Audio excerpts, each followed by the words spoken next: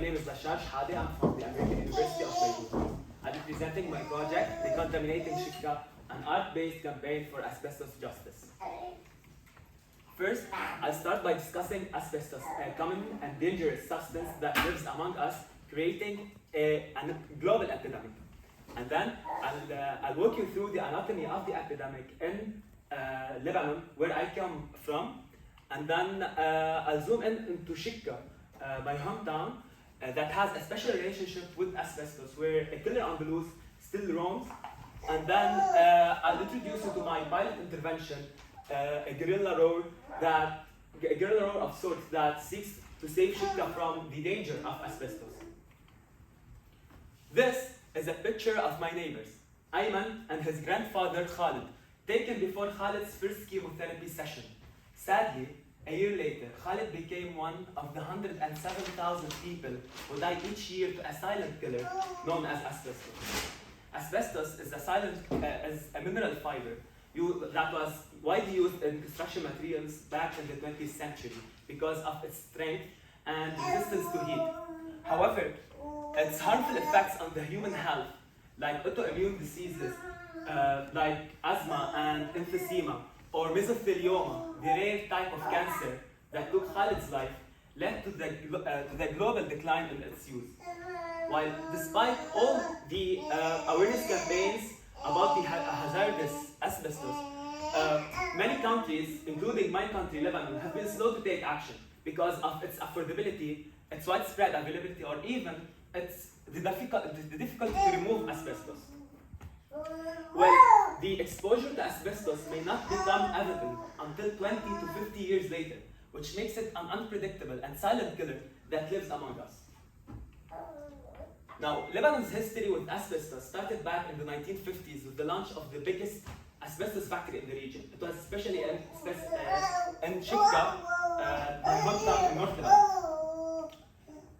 Lebanon. The state didn't start regulation of asbestos despite all the awareness about the hazards of asbestos until 1996, where they limit the imports of asbestos to some companies that had permits, including that factory, and then in 1998 by banning all the types of imports of asbestos.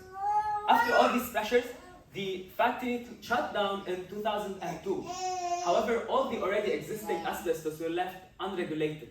All the products that they produced were left embedded in Lebanon's infrastructure, in water tanks, in water pipes, or even the rooftops.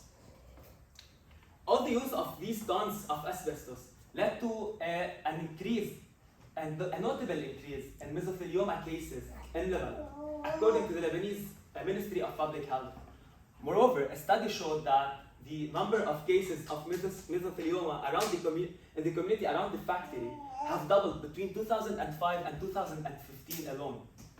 While there are no official statistics of asbestos in the country, the Beirut blast, that is considered the biggest non-nuclear explosion in 2020 that happened in Beirut, showed that more than 70% of the concrete debris removed around the explosion had asbestos. This can be an indication of the problem of asbestos in Lebanon. So more than 70 years of corruption and lack of accountability led to favoring the economic interests of the elite over people's health.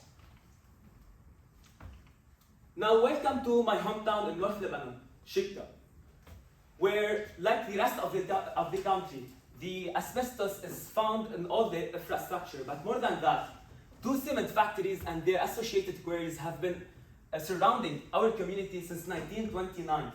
And in less than 1 kilometer away, the closed factory that we discussed earlier sits next to our homes and still poses threats to our lives. After the factory shut down in 2002, it left behind thousands of unsellable asbestos pipes. This has led to the legacy of public health devastation. Well, Khalid's story that I discussed earlier is just one of many that I've heard during my field assessments. As a matter of fact, 4 of my neighbors have died so far due to mesothelioma. None of them have actually survived a year after diagnosis.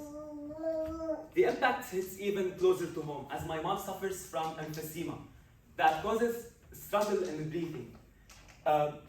Seeking out for solutions, I reached out to the municipality of Chekka, but they lacked the resources to remove that huge number of asbestos. Even though that they have applied several appeals for help and that the NGO has called for attention several times, nothing has changed. Experts come, inspect, and go, leaving us in the same dire situation. Now, with each hospital visit with my mom, witnessing her struggle to breathe, only reinforces my belief that we should put an end to the suffering from asbestos-related diseases. I've decided that we should deliver a strong public statement, and we are gonna be using because we recognize the realistic and achievable nature of advocacy, and especially in light of the global protest led by young climate change activists, I have decided to make that powerful statement to disrupt the status quo. My aim is to use graffiti art to grab the attention of the public and mainstream media, motivating the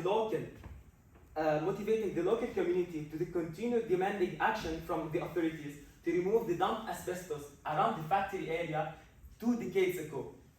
I believe that uniting efforts can bring about the change needed to protect future generations from the devastating impacts of asbestos. For the next steps, we're looking to finalize our project, to assess the results, and then move maybe to other countries that have high numbers of asbestos around their residential areas. Thank you.